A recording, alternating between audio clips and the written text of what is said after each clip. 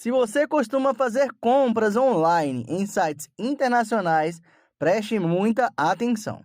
A polêmica taxa das blusinhas está com os dias contados para uma decisão definitiva no Congresso Nacional. Depois de muita reclamação por parte dos consumidores e de um verdadeiro nó político, o presidente Lula e os líderes do Congresso fecharam um acordo estratégico para votar o fim definitivo desse imposto já na próxima semana. Mas o tempo está correndo contra o governo.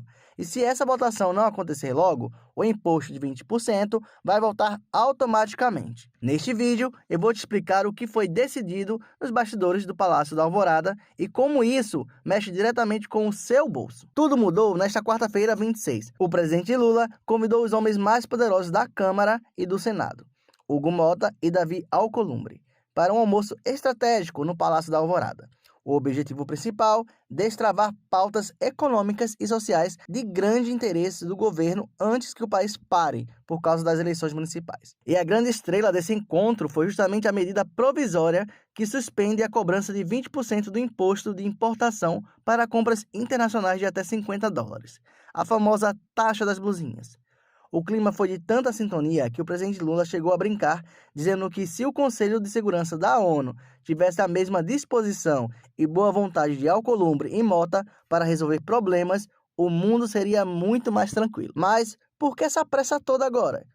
É uma questão de prazo. Essa taxa de 20% foi aprovada pelo Congresso em 2024 e gerou uma rejeição popular gigantesca para o governo. Para tentar conter o estrago, o governo federal editou uma medida provisória em maio suspendendo a cobrança. O problema é que as MPs têm prazo de validade e a validade desta se encerra no dia 8 de setembro. Se o Congresso não votar e aprovar essa medida nas duas casas até essa data, ela perde a validade.